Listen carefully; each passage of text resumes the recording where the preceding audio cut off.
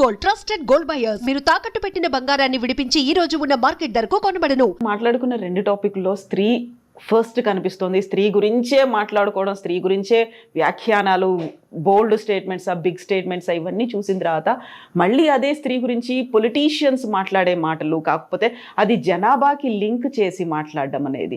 So ఇద్దరి కంటే ఎక్కువ మంది పిల్లల్ని కనాలి, ముగ్గురు కనండి, నలుగురిని కనండి అనేది వెరీ రీసెంట్గా బీజేపీ లీడర్ నవనీత్ రాణాకి ఓవైసీకి మధ్య జరిగినటువంటి ఆర్గ్యుమెంట్. నాకు 6 పిల్లలు ఉన్నారు, కావాలనుకుంటే మీరు 8 మంది పిల్లల్ని కనండి, ఎవరు కాదంటున్నారు అనే మాట. నేను ఏమంటున్నాను తల్లి, ఏది కానీ శృతి మించకూడదు, ఏది కానీ శృతి మించకూడదు అంటున్నాను. శృతి మించినప్పుడే సమస్యలు వస్తూ ఉంటాయి. అట్లా మీరు ఒకటి మాట్లాడినారు, నేను దానికి జవాబు ఇవ్వాల్సి వచ్చినప్పుడు నేను ఒకటి మాట్లాడుతున్నప్పుడు అది ఎంతవరకు మాట్లాడాలనే గీత దాటుతున్నారు. రాజకీయ నాయకులైనా మీడియా అయినా దాటుతూ ఉన్నారు. సో మీరు 2 గంటారా, 3 గంటారా, 6 గంటారా, అది మీకు సంబంధించినటువంటి వ్యక్తిగతమైనటువంటి వ్యవహారంగా చూస్తే పంచాయతీ రాదు. But when it is mixed with the demography of the country, తప్పకుండా బీజేపీగా బాధ్యత గల వ్యక్తులుగా, దేశం కోసం ఆలోచించే వ్యక్తులుగా మేము మాట్లాడాల్సి వస్తుంది. మాకు అల్లా ఇచ్చిండు, మేము 12 మందిని కంటామంటే కుదరదు అంటున్నాం. ఒక దేశంలో ఉండాలనుకుంటే అందరం ఒకే రకంగా ఉండాలని కోరుకుంటున్నాం. సో యూనిఫామ్ సివిల్ కోడ్ రావాలని కోరుకుంటా ఉన్నాం. యూనిఫామ్ సివిల్ కోడ్ ఎందుకు రావాలనే చాలామందికి అర్థం కాకుండా ఏది పడితే అది మాట్లాడుతుంటారు కవిత గారు. యూనిఫామ్ సివిల్ కోడ్ అంటే కామన్గా ఆలోచించారు. మీరు ఒక ఆడపిల్లగా మీ ముందు ఈ విషయం నేను మంచి తలుచుకున్నాను. ఒక క్రిస్టియన్ మ్యారేజ్ చేసుకున్నటువంటి ఆడపిల్ల డైవర్స్కి అప్లై చేసుకోవాలనుకుంటే after marriage she has to wait for 2 years తల్లి. ఒక హిందూ మ్యారేజ్, మీరు హిందూ సనాతన ధర్మం ప్రకారం పెళ్లి చేసుకుంటే మీరు డైవర్స్ పోవాలంటే 6 months you should wait for 1 year తల్లి. పెళ్ళి అయిన 1 year తర్వాతనే మీరు డైవర్స్కి పోగలుగుతారు. తెల్లారే డైవర్స్కి పోతా అంటే కుదరదు, 6 నెలలకు పోతా అంటే కుదరదు. హిందూ మ్యారేజ్ యాక్ట్ ప్రకారం 1 year గ్యాప్ ఉండాలి. క్రిస్టియన్ మ్యారేజ్ యాక్ట్ ప్రకారం 2 years ఉండాలి. కానీ ఇస్లాంని పాటించేటోళ్ళు, నువ్వు నాకు నచ్చలేదు, లేదా నువ్వు వండిన కూర నచ్చలేదు, తలాక్ అంతే. మీరు విడిపోయినట్టు, మీరు భార్య కాదు ఆయన భర్త కాదు అన్నట్టు. ఫోన్లో చెప్తే తలాక్. ఒక దేశంలో ఉంటున్నప్పుడు, ఒక దేశ రాజ్యాంగాన్ని గౌరవిస్తున్నప్పుడు, పొద్దున్న లేస్తే డాక్టర్ బిఆర్ అంబేద్కర్ గారు చెప్పినటువంటి రాజ్యాంగాన్ని చేతిలో పట్టుకొని భారత రాజ్యాంగాన్ని గౌరవించమని చెప్తుంటున్నప్పుడు మరి చట్టం ముందు అందరూ సమానులే కదా. అదే పంచాయతీ వస్తూ ఉంది, అక్కడే గొడవ వస్తూ ఉంది. మీరు 4 పెళ్ళిళ్ళు చేసుకుంటే తప్ప అని చాలామంది అడుగుతూ ఉంటారు. 4 కాకపోతే 40 చేసుకో, తప్పు కాదు. అది ఇష్యూ ఎక్కడ వస్తుంది? మీరు పెళ్ళి ఎందుకు చేసుకుంటున్నారు? ఆ అమ్మాయిని ఆడపిల్లలా గౌరవించడానికి పెళ్లి చేసుకుంటలేరు. మీరు పెళ్ళి ఎందుకు చేసుకుంటున్నారు? ఆమెను పిల్లలు పుట్టించే మిషన్ లాగా వాడుకుంటున్నారు.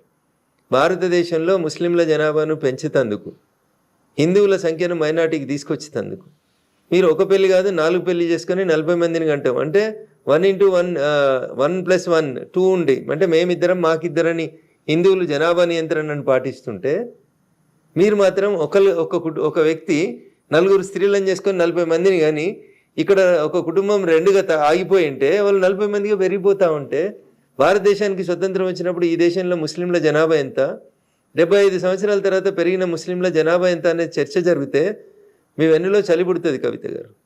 మీరు చూస్తుండగా మీకు కూతురు ఉంటే ఆ కూతురు భవిష్యత్తు ఏందనేది ఒకసారి మీరు ఆలోచిస్తే, ఈ క్యాలిక్యులేషన్స్ అన్ని కౌంట్ చేసి చూస్తే భయపడతారు. మీరు నాకంటే ఎక్కువ మాట్లాడాల్సినటువంటి పరిస్థితులు మీకు సమాజం కల్పిస్తుంది. అక్కడ చర్చ వస్తూ ఉంది. అక్కడ నవనీత్ రాణా గారు మాట్లాడినా, ఎవరు మాట్లాడినా ఎందుకు మాట్లాడుతున్నారు అనేది మీరు ఆలోచించుకోవాలి. మీరు ఏమనుకుంటున్నారు? ఇప్పుడు నేను సేఫ్గా ఉన్నా, నాకేమైంది అని అనుకుంటున్నారు. మీకు తెలియకుండానే మీ జనాభా 70కి తగ్గిపోయింది. మీకు తెలియకుండానే వాళ్ళ జనాభా 20 దాటింది. 20 దాటితేనే ఇన్ని అరాచకాలు చూస్తూ ఉన్నాం ఈ దేశంలో మనం. రేపు ఒకవేళ వాళ్ళ జనాభా 40కి వస్తే ఎన్ని అరాచకాలు వస్తాయి అనేది ఒకసారి ఆలోచించుండ్రి. వాళ్ళు స్త్రీని ఓన్లీ ప్రొడక్షన్ మిషన్గా చూస్తూ ఉన్నారు. వాళ్ళు పిల్లల్ని పుట్టించి ఒక యంత్రంలాగా చూస్తూ ఉన్నారు. అంతకుమించి గొప్పగా ఏముంది? వాళ్ళు స్త్రీని గౌరవించిన సందర్భం ఏముంది? భారతదేశంలో హిజాబ్ కట్టుకుంటామంటారు, బుర్కా వేస్తామని చెప్తారు. ఇస్లామిక్ దేశం ఇరాన్లో ఏం పంచాయతీ నడుస్తుంది? కొమేనికి వ్యతిరేకంగా పంచాయతీ ఎక్కడ నడుస్తూ ఉంది? ఏం తీసేస్తున్నారు? ఆడపిల్లలు హిజాబ్ని పబ్లిక్లో ఇప్పుడు వారేస్తున్నారు. మాకు హిజాబ్ వద్దంటున్నారు, బుర్కాలు వద్దంటున్నారు. ఈడనేమో వీళ్ళు కావాలంటున్నారు. ఆచారాల పేరిట వీళ్ళు అరాచకాన్ని సృష్టించాలి ఈ దేశంలో, హిందువులని మైనార్టీలుగా చేయాలని చూస్తూ ఉన్నారు. రేపు మీ కూతురు పెళ్ళి అయ్యేసరికో, మీ మన్మరాలు పెళ్ళికి వచ్చేసరికో ఈ దేశం ఇస్లామిక్గా మారితే మీ కూతురు లేదా మీ మన్మరాలు భవిష్యత్తు ఏంది? ఏం ఆలోచిస్తున్నారు మీరు? ఎందుకు ఈ అతిగా ఎందుకు ఆలోచిస్తూ ఉన్నారు? హిందుత్వం గురించి మాట్లాడితే తప్పు, వాళ్ళు 1/2 డజన్ మందిని కన్నా, డజన్ మందిని కన్నా వాళ్ళకి ఏం తప్పు లేదు, మనోళ్ళు మాట్లాడొద్దు జనాభా గురించి, మనోళ్ళు మాట్లాడొద్దు పిల్లల గురించి, ఇదేం రూలు? ఒకసారి చదువుండి చరిత్రను. 1947లో ఈ దేశం మతం పేరిట పాకిస్తాన్ భారతదేశంగా విడిపోయిన రోజు పాకిస్తాన్లో ఉన్నటువంటి హిందువుల సంఖ్య ఎంత?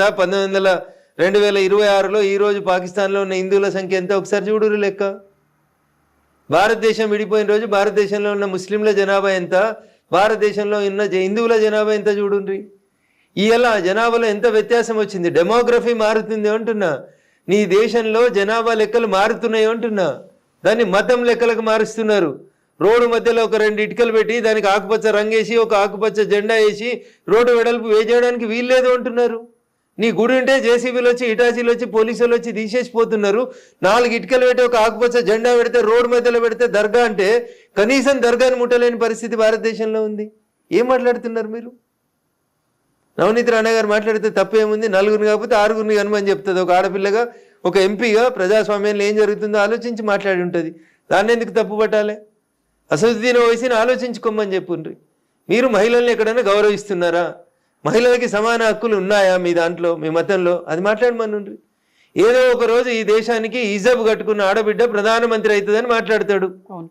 అరే మీ దారుసలాంలో నీ ఎంఐఎం పార్టీలో ఎవరున్నారో చెప్పు. 7 ఎమ్మెల్యేలు ఉన్నారు, ఒక మహిళకి ఇచ్చినవా? 4 5 ఎమ్మెల్సీలని చేసినావు, ఒక మహిళకి ఇచ్చినవా? నువ్వు వచ్చి ఎప్పుడో ఒకసారి ఈ దేశంలో హిజాబ్ కట్టుకున్న ఆడపిల్ల ప్రధానమంత్రి అవుతుందంటే దాని అర్థమైంది. కవిత గారు ఎందుకు ఆలోచించవద్దు? హిందువులు ఏం చెప్పదలుచుకున్నాడు ఆయన అంటే ఈ దేశాన్ని మేము ఇస్లామిక్ దేశంగా మారుస్తున్నాము అని చెప్తున్నాడు. ఆలోచించమని రఘునందన్ అంటున్నాడు. 6 కనుమని అన్నాడు అనుకో Raghunandan. What is wrong in it అంటున్నా. నీ ఆడపిల్లల్ని కాపాడుకోవడానికి, నీ మతాన్ని కాపాడుకోవడానికి, ఈ దేశ అస్తిత్వాన్ని కాపాడుకోవడం కోసం కనాల్సిన సందర్భం వస్తే కనుమని చెప్తాం. దాన్ని తప్పు అధికారం ఎవరికి ఉంటుంది? ఒక ప్రధానమంత్రి అయితే ఇస్లామిక్ కంట్రీ అంటున్నారు. అదే ప్రెసిడెంట్స్ కూడా మన దగ్గర ఉన్నారు కదా. కలాం కూడా ఆయన ప్రెసిడెంట్ అయ్యాడు కదా. భారత ప్రజాస్వామ్య దేశంలో ప్రెసిడెంట్ గారి పాత్ర ఏంది, ప్రధానమంత్రి గారి పాత్ర ఏంది కవితకు తెలియదని నేను అనుకోవట్లేదు. మీరు అట్లా మాట్లాడడం తప్పు. దేనికి ఉండాల్సినటువంటి గౌరవం దానికి ఉంటుంది. రాష్ట్రపతికి ఉండాల్సినటువంటి గౌరవం రాష్ట్రపతికి ఉంటుంది. కానీ in a democratic country like India prime minister is the key post. అంటే ఏం చెప్పదలుచుకున్నాడు ఆయన? అసదుద్దీన్ ఓవైసీ ఏం మెసేజ్ ఇవ్వదలుచుకున్నాడు? ఎందుకు అర్థమవుతలేదు మీలాంటి మేధావులకి? ఏం చెప్తున్నాడు ఆయన? ఏం చెప్తున్నాడు? ఒక ముస్లిం మహిళ ఈ దేశానికి ప్రధానమంత్రి అవుతుంది కావద్దని నేను అంటలేను. అంటే అందులో కూడా ప్రోగ్రెసివ్నెస్ కనిపిస్తుంది. ఎంఐఎం పార్టీకి మహిళను అధ్యక్షులు వేస్తే ప్రోగ్రెసివ్నెస్. అది హైదరాబాద్ ఎంపీ మహిళను పోటీ చేపిస్తే ప్రోగ్రెసివ్నెస్. నీ పార్టీలో ఉన్న 7 ఎమ్మెల్యేలలో సగం మంది ఎమ్మెల్యేలు మహిళలు ఉంటే ప్రోగ్రెసివ్ థాట్. నీవు నామినేట్ చేసినటువంటి 4 ఎమ్మెల్సీలలో 2 ఎమ్మెల్సీలు మహిళలు ఉంటే అది ప్రోగ్రెసివ్ థాట్. కానీ నువ్వు ఏం రెచ్చగొట్టగలుగుతున్నావు? నీ పార్టీలో ఎవరు మహిళలు ముందుకు రారు. కానీ ఈ దేశానికి ఒక ముస్లిం, ఒక హిజాబ్ కట్టుకున్న మహిళ ప్రధానమంత్రి కావాలని నేను కోరుకుంటున్నా, అవుతుంది భవిష్యత్తులో అని చెప్తున్నావు అంటే నువ్వు దేన్ని ప్రోత్సహిస్తున్నావు? దేన్ని ఎంకరేజ్ చేస్తున్నావు? మీ జనాభాను పెంచమని మీ వాళ్ళకి చెప్పకనే చెప్తున్నావు కదా. అకల్మన్కు ఇషారా బస్ కదా. ఈ మాత్రం కూడా హిందూ బంధువులు ఎందుకు అర్థం చేసుకోవద్దు? అప్పుడు మాట్లాడతారు. నవనీత్ రాణా మాట్లాడినా, రఘునందన్ మాట్లాడినా, రేపు ఇంకొకరు మాట్లాడినా బరాబర్ మాట్లాడతాం. నీ డెమోగ్రఫీని మారుస్తున్నారు వాళ్ళు.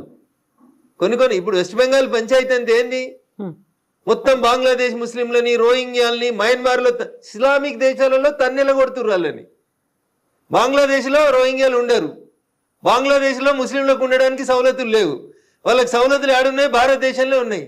వెస్ట్ బెంగాల్కి వచ్చి ఆ మమతా బెనర్జీ గారు ఆధార్ కార్డు ఇస్తారు, అది తీసుకొని వచ్చి హైదరాబాద్లో పనిచేస్తారు. హైదరాబాద్లో రోహింగ్యాల కాలనీ వస్తుంది.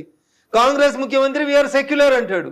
కాంగ్రెస్ ముఖ్యమంత్రి జూబ్లీ హిల్స్ ఎలక్షన్స్ అప్పుడు ఒక అడుగు ముందుకేసి కాంగ్రెస్ అంటే ముస్లిమ్స్, ముస్లిమ్స్ అంటే కాంగ్రెస్ అంటాడు. కరెక్ట్ చెప్పిండు రేవంత్ రెడ్డి గారు, ప్రత్యక్షంగా చెప్పినా పరోక్షంగా చెప్పినా.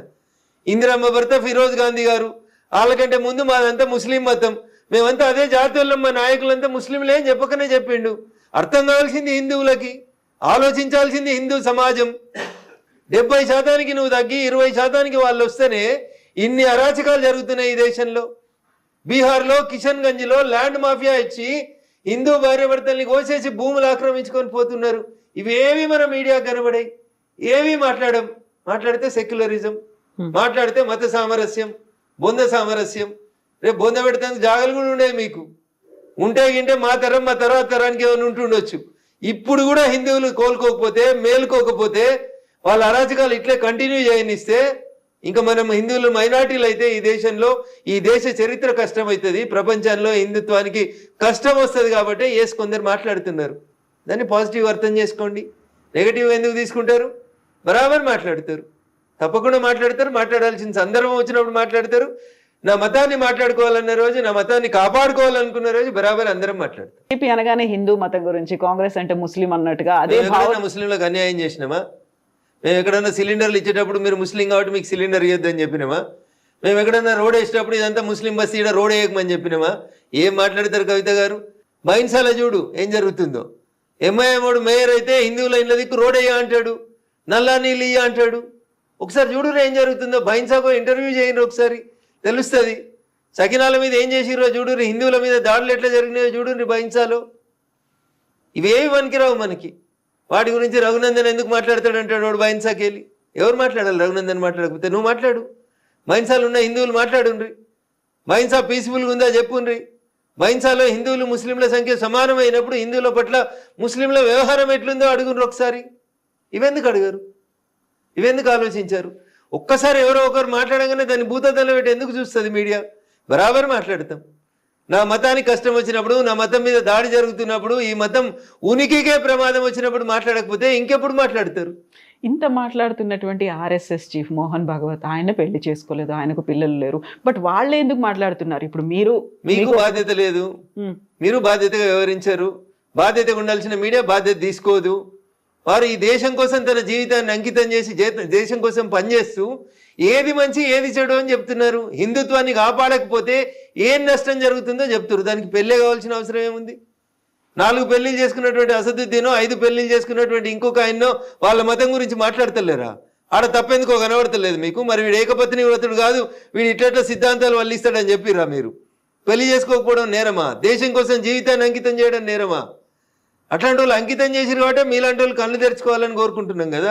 కాకపోతే వాళ్ళు మాట్లాడుతున్నారు, వాళ్ళకి లేరు, వాళ్ళు పెళ్లి చేసుకోలేదు కదా, ఇంకొకరిని ఎవరినో కనమని చెప్పే బదులు వాళ్ళ ఇంట్లో వాళ్ళు చూసుకోవచ్చు కదా అనే ఒక మాట ఉంటుంది కదా. తప్పేముంటుంది దాంట్లో అంటున్నా. వాళ్ళు 100% ఈ దేశ హితం కోరుతూ మాట్లాడుతున్నారు. వాళ్ళు హిందూ సమాజ హితం కోరి మాట్లాడుతూ ఉన్నారు. దాంట్లో వారికి స్వార్థం ఎక్కడుంది? రఘునందన్ రావు వారికి ఒక కుటుంబం ఉండి, వారికి ఒక కొడుకునో ప్రధానమంత్రినో ముఖ్యమంత్రిని చేయాలనే స్వార్థం ఉండి మాట్లాడితే దాన్ని తప్పు పట్టాలి. అరే నేను పుట్టింది ఈ దేశం కోసం, నేను చచ్చేది ఈ దేశం కోసం అని అన్నీ వదిలేసి సర్వసంగ పరిత్యాగులై 24/7 ఈ దేశం కోసం, హిందుత్వం కోసం ఆలోచించే మోహన్ భగవత్ గారులను పట్టుకొని మీరు పెళ్లి ఎందుకు చేసుకోలేదు, మీరు మాకు ఎందుకు బోధిస్తున్నారు అని అడిగితే నన్ను అడుగుంటే ఇంకో మాట్లాడుతా. అన్నం తింటురా గడ్డి తింటురా అని కూడా అడుగుతాను నేను. వారు ఏం చెప్తున్నారు? వారి కోసం పనిచేయమని అడుగుతుండ్రా? జెండా కోసం పనిచేయమని అడుగుతుర్రా? దేనికోసం పనిచేయమని అడుగుతున్నారు? ఎవరి కోసం పనిచేయమని అడుగుతుండ్రు? ధర్మాన్ని రక్షించమని చెప్పురు. ఆ ధర్మం ప్రపంచానికి అవసరం అని చెప్తున్నారు. దాంట్లో తప్పేం కనబడింది మీకు? మీకు కూడా ఒకరే. సో నేను తెలుగు చేసిన పొరపాటు అది. సరిదిద్దుకోవడానికి అవకాశం వచ్చింది కాబట్టి నా కూతురికి చెప్పిన, 3 గాను 4 గాను బిడ్డ. ఇప్పుడు 2 ఆడపిల్లలు, ఆ తర్వాత ఇంకిద్దరినైనా కానీ తల్లి అని చెప్పినాను. నష్టం ఏం లేదు అని చెప్పినాను. What is wrong in it? నేను పొరపాటు చేసినాను, నాకు తెలియక చేసినాను, నేను సరిదిద్దుకుంటున్నాను. That's great. Yeah, what is she saying? ఏమంటున్నారు మీ అమ్మాయి? ఓకే అన్నది, దాని తప్పేముంది, చేస్తా డాడీ అన్నది. Okay, that's great. Best wishes to her. Thank you.